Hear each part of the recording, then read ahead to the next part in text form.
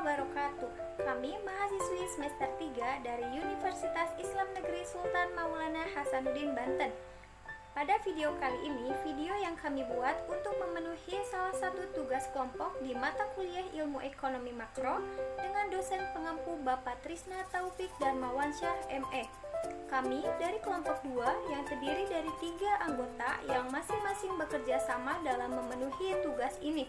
Sebelum melanjutkan ke materi, izinkan kami untuk memperkenalkan diri terlebih dahulu.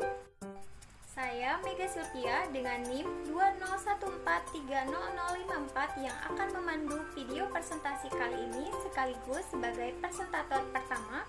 Kemudian ada Heni Nur Fauzia dengan NIM 201430041 sebagai presentator kedua dan Amanda Mulyasari dengan NIM 201430068 sebagai presentator ketiga. Kami dari kelompok 2 akan membahas tentang pendapatan nasional. Adapun pokok bahasan yang akan kami jelaskan yaitu poin pertama dan kedua yang akan dijelaskan oleh saya sendiri, poin ketiga, 4, dan 5 oleh Heni Nur Fauzia, dan poin 6 serta 7 dijelaskan oleh Amanda Mulyasari. Baik, pembahasan yang pertama yaitu istilah-istilah pendapatan nasional. Yang pertama yaitu produk domestik bruto atau dalam bahasa Inggris dinamakan gross domestic product adalah nilai barang dan jasa dalam suatu negara yang diproduksikan oleh faktor-faktor produksi milik warga negara tersebut dan negara asing.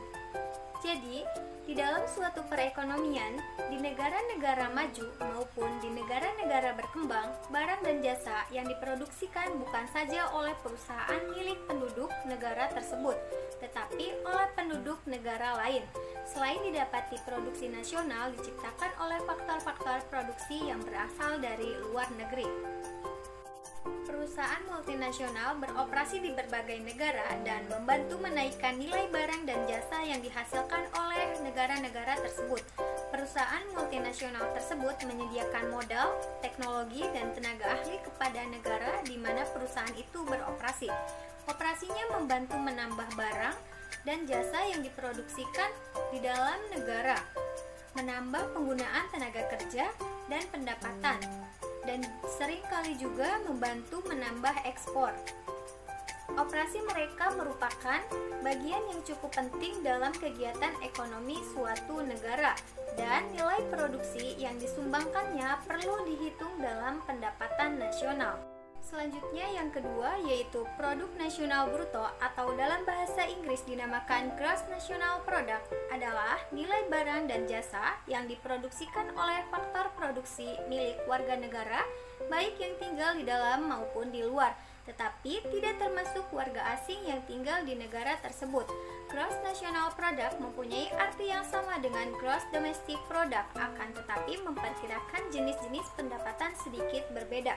Dalam menghitung pendapatan nasional bruto, nilai barang dan jasa yang dihitung dalam pendapatan nasional hanyalah barang dan jasa yang diproduksikan oleh faktor-faktor produksi yang dimiliki warga negara dari negara yang pendapatan nasionalnya dihitung.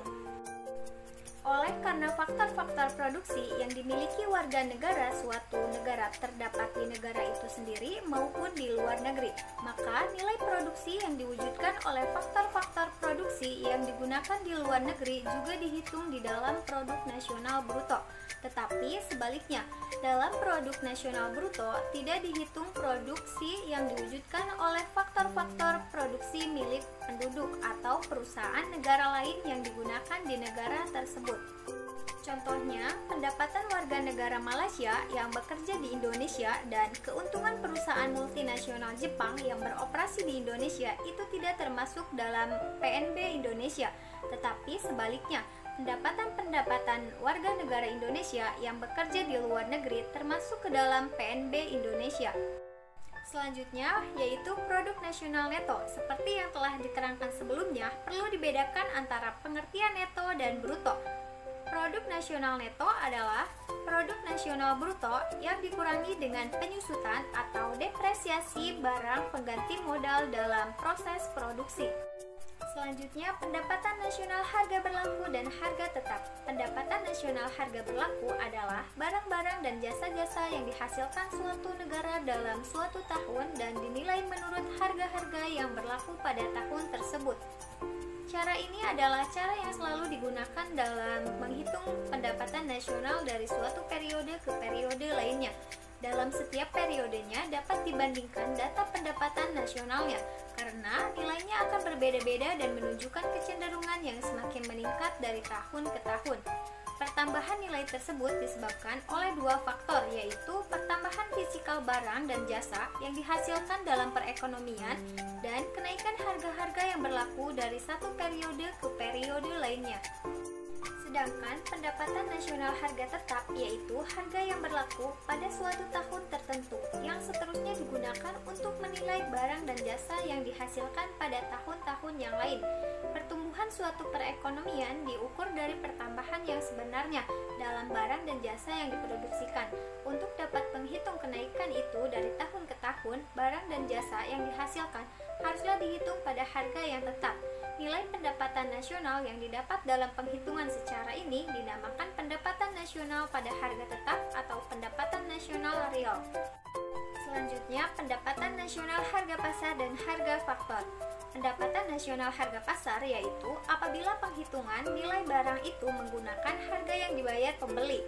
Contohnya, seorang konsumen membeli baju dan sepatu di toko dengan harga 40.000 dan 60.000. Dalam memperhitungkan nilai baju dan sepatu ini ke dalam pendapatan nasional, nilai yang diperhitungkan adalah 40.000 untuk sumbangan produksi baju dan 60.000 untuk sumbangan produksi sepatu kepada pendapatan nasional. Sedangkan pendapatan nasional harga faktor adalah nilai yang disumbangkan oleh faktor produksi. Misalkan dari contoh sebelumnya, pendapatan faktor-faktor produksi untuk memproduksikan baju dan sepatu masing-masing adalah 30.000 dan 50.000. Jadi nilai yang disumbangkan oleh baju adalah 30.000 dan nilai yang disumbangkan oleh sepatu adalah 50.000. Dari istilah-istilah pendapatan nasional yang telah diterangkan dapat disimpulkan menjadi pengertian pendapatan nasional. Pendapatan nasional adalah jumlah pendapatan yang diterima oleh masyarakat suatu negara dalam kurun waktu tertentu yang biasanya 1 tahun. Adapun tujuan dari perhitungan pendapatan nasional adalah untuk memperoleh gambaran tentang tingkat ekonomi yang sudah dicapai dalam suatu negara. Data pendapatan nasional yang sudah dicapai dapat digunakan untuk membuat perkiraan tentang perekonomian negara di masa yang akan datang. Pembahasan yang kedua yaitu cara penghitungan pendapatan nasional. Yang pertama dengan cara pengeluaran. Nah, dengan cara pengeluaran ini, pendapatan nasional dihitung dengan menjumlahkan nilai pengeluaran atau perbelanjaan ke atas barang-barang dan jasa yang diproduksikan di dalam negara tersebut.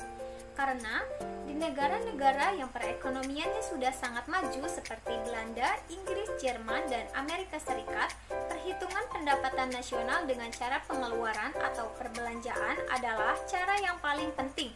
Hal ini disebabkan karena cara tersebut dapat memberikan keterangan-keterangan yang sangat berguna mengenai tingkat kegiatan ekonomi yang dicapai.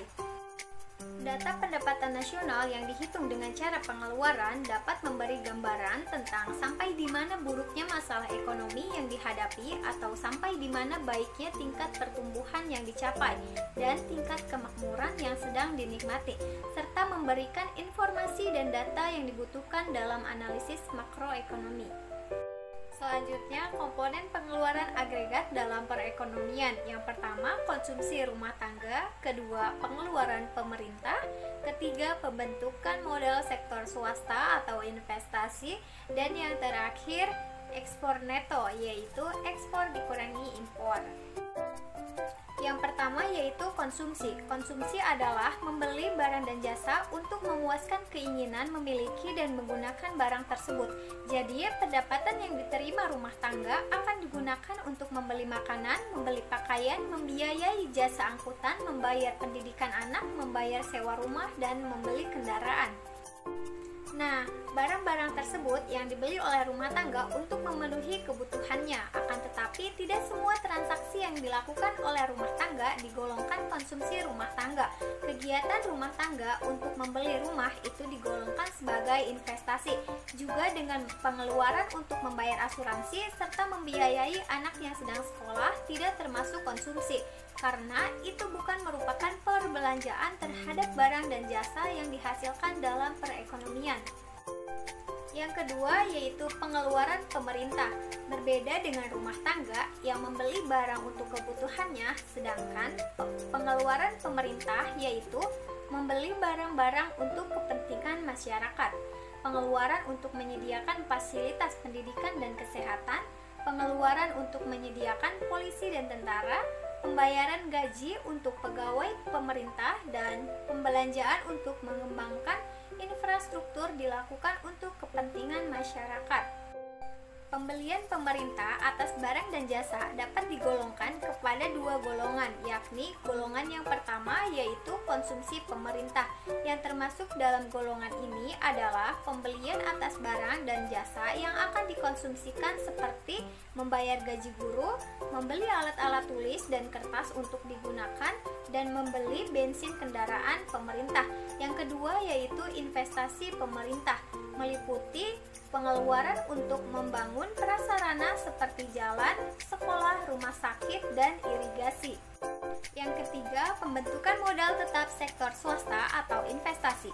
Investasi adalah pengeluaran untuk membeli barang modal yang dapat menaikkan produksi barang dan jasa di masa yang akan datang, seperti membangun gedung perkantoran, mendirikan bangunan industri, membeli alat-alat untuk memproduksi.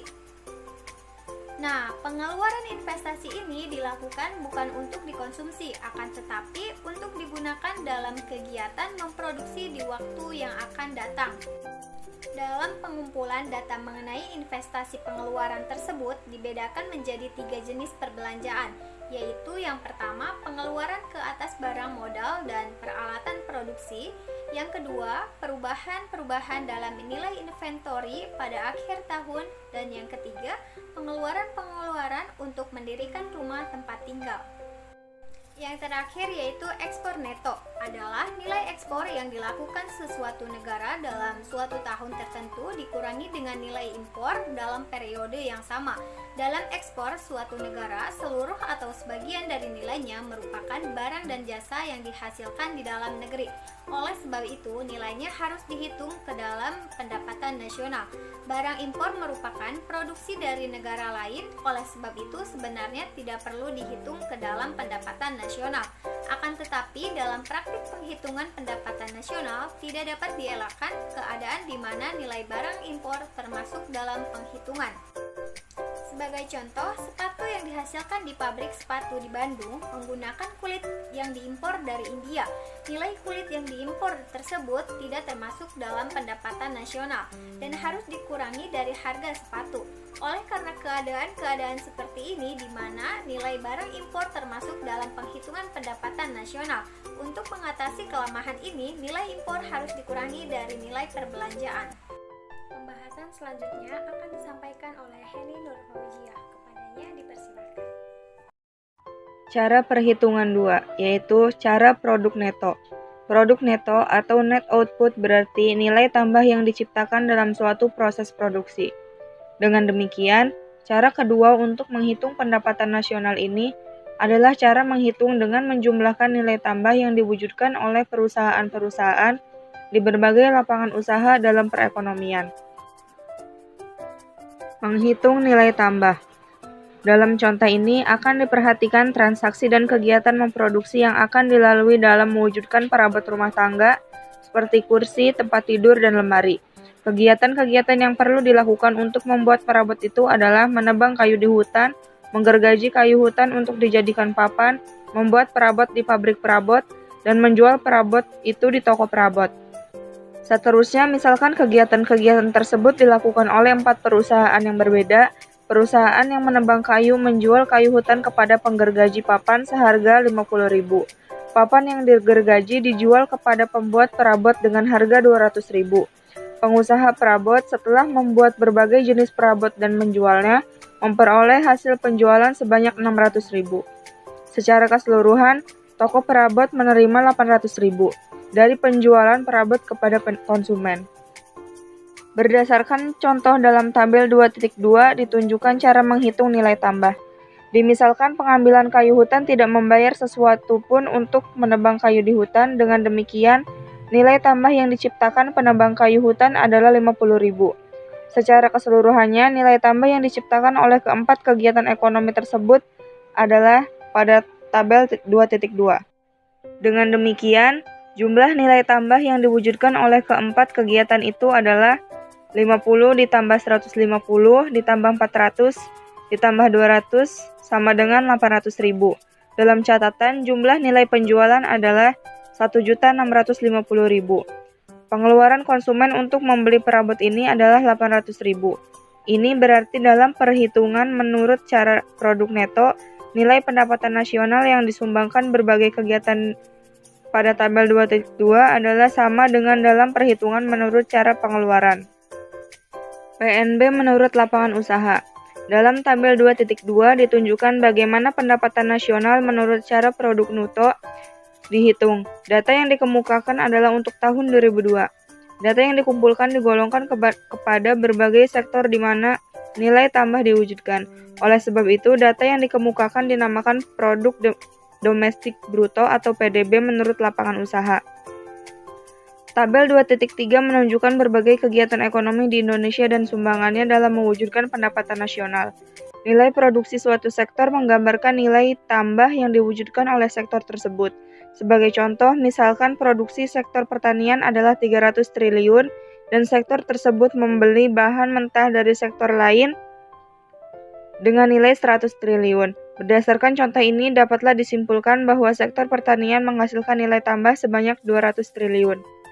Perhitungan seperti yang ditunjukkan dalam tabel 2.3 menunjukkan sektor-sektor ekonomi dalam perekonomian Indonesia dibedakan kepada 9 sektor. 2 sektor yang pertama dinamakan juga sebagai sektor primer. 3 sektor berikutnya yaitu 1.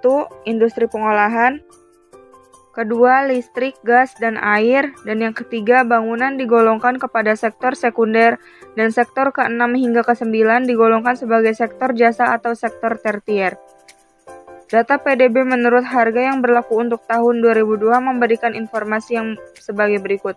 Yang pertama yaitu, lapangan usaha terpenting dalam ekonomi Indonesia adalah kegiatan industri pengolahan, yang menghasilkan nilai tambah sebesar 402,6 triliun dan meliputi 25% dari PDB. Yang kedua, sektor primer yang meliputi pertanian, peternakan, kehutanan, perikanan, dan pertambangan adalah lebih penting dari sektor sekunder dan sektor jasa-jasa. Sektor primer menghasilkan 473,1 triliun, dihitung dari menambahkan nilai tambah yang diwujudkan sektor pertanian dan pertambangan, dan meliputi 39,5% dari PDB. Yang ketiga, kegiatan perdagangan, hotel, dan restoran memberi sumbangan kepada PDB yang hampir sama pentingnya dengan sektor pertanian. Cara perhitungan 3 yaitu cara pendapatan. Dalam buku mikroekonomi telah diterangkan bahwa faktor-faktor produksi dibedakan menjadi 4 golongan. 4 golongan itu yaitu tanah, tenaga, kerja, modal, dan keahlian keusahawan. Apabila faktor-faktor produksi itu digunakan untuk mewujudkan barang dan jasa, akan diperoleh berbagai jenis pendapatan, yaitu tanah dan harta tetap lainnya memperoleh sewa, tenaga kerja memperoleh gaji dan upah, modal memperoleh bunga, dan keahlian keusahawan memperoleh keuntungan. Dengan menjumlahkan pendapatan-pendapatan tersebut, akan diperoleh suatu nilai pendapatan nasional lain, yang berbeda yang diperoleh dalam perhitungan pendapatan nasional dengan kedua cara lainnya. Pendapatan nasional itu dinamakan pendapatan nasional atau produk nasional neto menurut harga faktor. Penggolongan pendapatan faktor produksi. Dalam penghitungan pendapatan nasional yang sebenarnya, penggolongan pendapatan faktor-faktor produksi tidak selalu mengikuti penggolongan pendapatan faktor produksi, seperti yang dinyatakan di atas. Dengan perkataan lain, pendapatan nasional tidak ditentukan dengan menghitung dan menjumlah seluruh gaji dan upah, sewa, bunga, dan keuntungan yang diterima oleh seluruh faktor-faktor produksi dalam suatu tahun tertentu. Sebabnya adalah karena dalam perekonomian terdapat banyak kegiatan di mana pendapatnya merupakan gabungan dari gaji atau upah. Contoh perhitungannya, Sampai sekarang Indonesia belum menggunakan cara ini untuk menghitung pendapatan nasionalnya. Salah satu negara yang menggunakan cara penggolongan data pendapatan nasional seperti cara yang dijelaskan di atas adalah Amerika Serikat. Pendapatan nasional dari negara itu pada tahun 1997 ditunjukkan dalam tabel 2.4. Data yang diberikan menunjukkan bahwa pendapatan nasional Amerika Serikat pada tahun tersebut adalah US dollar 6.650 miliar. Nilai ini adalah lebih rendah dari produk domestik bruto Amerika Serikat pada tahun yang sama, yaitu sebesar US dollar 8.084. Hal tersebut disebabkan karena depresiasi pajak tidak langsung dan pendapatan neto faktor dari luar tidak termasuk lagi dalam nilai tersebut. Komponen yang terutama dari pendapatan nasional adalah ganjaran untuk pekerja, yaitu upah, gaji, bonus, dan pendapatan pekerja yang lainnya adalah sebanyak US dollar 4.703 miliar dan meliputi hampir 71% dari pendapatan nasional. Keuntungan perusahaan perseroan hanya meliputi bagian yang kecil saja dari pendapatan nasional. Nilainya berjumlah US dollar 804 miliar dan meliputi 12,1% dari pendapatan nasional. Bunga neto berjumlah US dollar 450 miliar dan meliputi 6,5% dari pendapatan nasional. Hubungan di antara GNP dan NI. Dalam penghitungan cara pengeluaran nilai pendapatan nasional yang diperoleh adalah Produk Nasional Bruto atau GNP, sedangkan penghitungan cara pendapatan menghasilkan pendapatan nasional atau National Income atau NI. Bagaimanakah perkaitan di antara kedua konsep tersebut? Data dalam tabel 2.5 menunjukkan cara mendapatkan pendapatan nasional dari nilai Produk Nasional Bruto. Untuk memperoleh nilai produk nasional neto, produk nasional bruto harus dikurangi oleh depresiasi. Pada tahun 1997, nilai produk nasional bruto Amerika Serikat adalah 8.063 miliar US dollar. Nilai depresiasi adalah US dollar 868 miliar dan ini meliputi hampir 11% dari produk nasional bruto.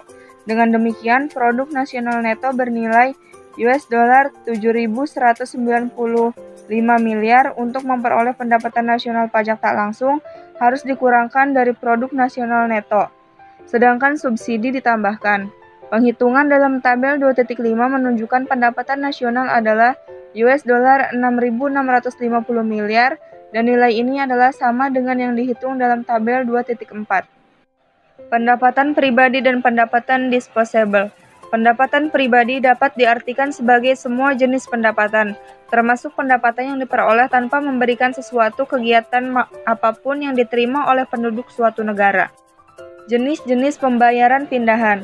Pengeluaran pemerintah yang dapat digolongkan sebagai pembayaran pindahan antara lain adalah bantuan-bantuan yang diberikan kepada para penganggur, uang pensiunan yang dibayarkan kepada pegawai pemerintah yang tidak bekerja lagi, bantuan-bantuan kepada orang cacat, bantuan kepada veteran dan berbagai beasiswa yang diberikan pemerintah.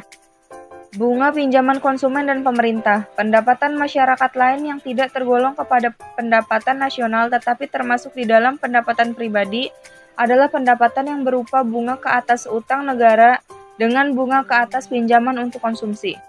Yang tidak termasuk dalam pendapatan pribadi yaitu 1. Keuntungan perusahaan yang tidak dibagikan. Yang kedua, pajak yang dikenakan pemerintah ke atas keuntungan perusahaan. Dan yang ketiga, kontribusi yang dilakukan oleh perusahaan dan para pekerja kepada dana pensiun. Hubungan antara pendapatan nasional dan pendapatan pribadi.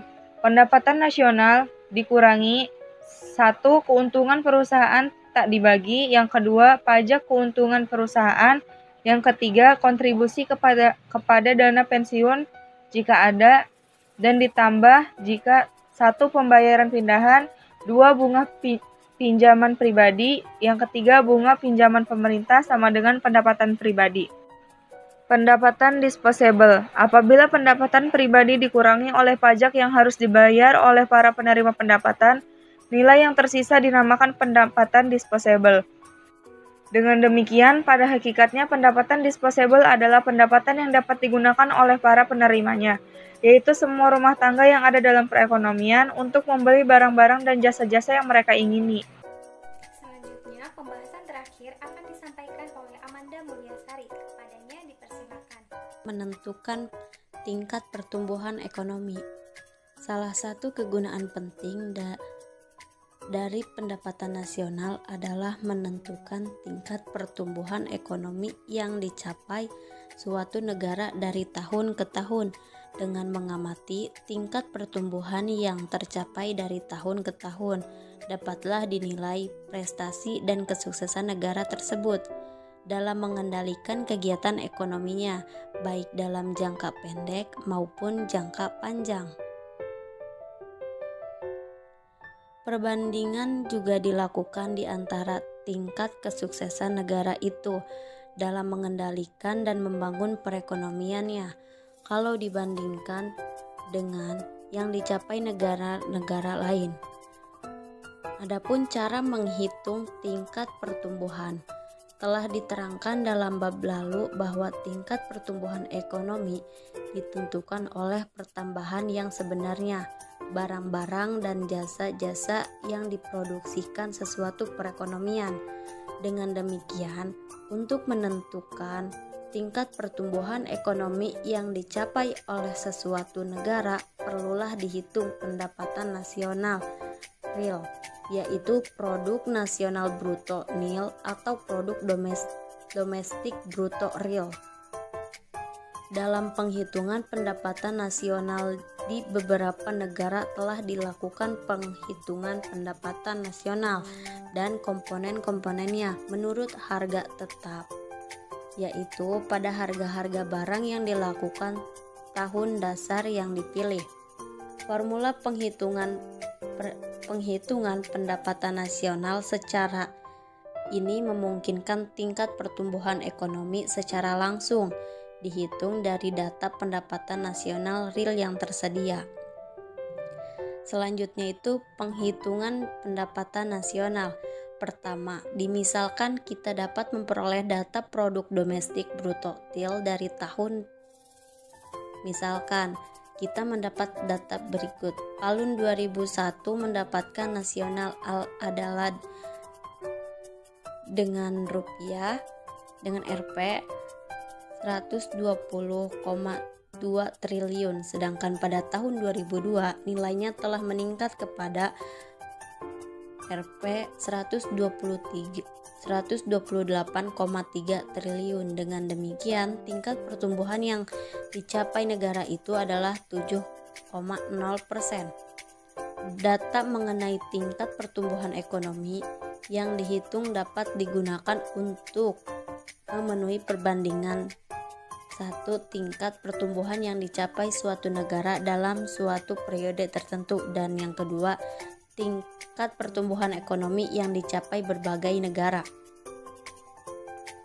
Indeks harga tahun 2001 adalah 150 dan dalam tahun 2002 indeks harganya adalah 160. Dengan data seperti ini terlebih dahulu harus dihitung pendapatan nasional real tahun 2002, yaitu 8,0%. Pertumbuhan ekonomi Indonesia, adakah pertumbuhan ekonomi yang dicapai Indonesia cepat atau lambat? Penilaian mengenai cepat atau lambatnya pertumbuhan ekonomi suatu negara haruslah dibandingkan dengan yang pertama itu pertumbuhan di masa lalu, dan yang kedua pertumbuhan yang dicapai di negara-negara lain. Dibandingkan dengan masa lalu, data dalam tabel 2.6 menunjukkan bahwa pertumbuhan ekonomi yang dicapai dalam tahun 1989 dan 1996 adalah lebih baik dari tahun 1986 hingga 1988, tetapi semenjak tahun 1997 pertumbuhan ekonomi Indonesia sangatlah lambat dibandingkan dengan negara lain. Kesimpulan yang dapat dibuat adalah yang pertama, dalam periode 1988 sampai 1996 yang dicapai Indonesia adalah lebih cepat dari negara-negara lain. Ya, tetapi Semenjak tahun 1997, tingkatnya tak banyak berbeda dengan banyak negara berkembang. Selanjutnya itu masalah perhitungan dan kegunaan data yang diuraikan di atas telah memberikan penerangan mengenai cara-cara yang digunakan. Yang pertama itu menghitung pendapatan nasional, yang kedua menentukan struktur perbelanjaan ke atas pendapatan nasional, ketiga itu menentukan struktur sektor produksi dalam negara, dan keempat itu membandingkan pendapatan nasional dari satu masa ke masa lainnya. Kelima itu menentukan pendapat per kapita dan perubahannya. Sebagai penutup kepada uraian mengenai penghitungan pendapatan nasional, perlu diperhatikan dua hal. Yang pertama itu masalah utama yang dihadapi dalam penghitungan. Yang kedua, berbagai kegunaan data pendapatan nasional yang dihitung. Selanjutnya itu masalah penghitungan. Menghitung pendapatan nasional sesuatu negara bukanlah mudah. Beberapa masalah perlulah diatasi untuk memastikan penghitungan pendapatan nasional yang dicermat dan teliti. Di bawah ini diterangkan beberapa masalah penting disebut dalam penghitungan. Selanjutnya, penghitungan pendapatan nasional. Masalah mengumpulkan data informasi yang tidak semua kegiatan ekonomi di negara dicatatkan dengan baik, dan apabila dicatatkan tidaklah selalu diinformasikan tersebut diperoleh dengan mudah. Di banyak kegiatan ekonomi, ukuran perusahaan adalah kecil dan dalam suatu negara terdapat banyak sekali perusahaan dalam suatu industri yang sama. Dalam keadaan seperti itu, tidaklah mudah mengetahui nilai produksi yang diwujudkan oleh berbagai perusahaan dan industri. Pada umumnya, nilai produksi yang diperoleh hanyalah merupakan taksiran yang dibuat oleh Badan Pusat Statistik dan bukan yang diberikan oleh setiap perusahaan dalam negara. Memilih kegiatan yang nilai produksinya dihitung. Dalam prinsip penghitungan pendapatan nasional, yang dihitung dalam pendapatan nasional adalah nilai barang-barang yang dihasilkan oleh kegiatan-kegiatan yang produktif, dan barang-barang tersebut adalah diproduksikan untuk keperluan pasar atau dijual. Selanjutnya, kegunaan data pendapatan nasional. Data pendapatan nasional memberikan informasi yang berguna mengenai berbagai aspek dari ekonomi. Data pendapatan nasional pada suatu tahun tertentu memberikan gambaran tentang tingkat kegiatan ekonomi negara yang dicapai dan nilai output yang diproduksikan. Komposisi dari perbelanjaan agregat sumbangan berbagai sektor dalam mewujudkan pendapatan nasional, dan taraf kemakmuran yang dicapai menilai prestasi kegiatan ekonomi. Pendapatan nasional pada hakikatnya merupakan ukuran dari sejauh mana perusahaan-perusahaan beroperasi dan mengeluarkan barang-barang dan jasa. Semakin tinggi pendapatan nasional, semakin besar jumlah output yang diciptakan dalam suatu negara, dan semakin tinggi kapasitas barang-barang modal yang digunakan oleh perusahaan-perusahaan. Kenaikan pendapatan nasional juga berkaitan rapat dengan kenaikan kesempatan kerja. Menentukan tingkat pertumbuhan ekonomi yang dicapai dengan membandingkan data pendapatan nasional CIL pada satu tahun tertentu dengan pendapatan nasional real pada masa lalu, akan dapat ditentukan tingkat pertumbuhan ekonomi setiap negara.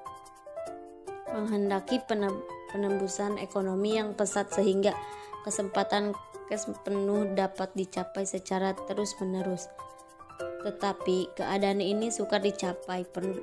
Pertumbuhan ekonomi mudah dapat digolongkan menggalangkan apabila tingkat yang dicapai mengurangi tingkat pengangguran. Paling minimum setiap negara harus berusaha agar tingkat pertumbuhan ekonominya melebihi dari tingkat pertambahan penduduk, agar pendapatan per kapita taraf kemakmuran masyarakat dapat ditingkatkan, memberikan informasi mengenai struktur kegiatan ekonomi dan komposisi perbelanjaan agregat. Dengan menggunakan data ini akan diketahui presentasi nilai konsumsi rumah tangga, pembelanjaan pemerintah, investasi, ekspor dan impor.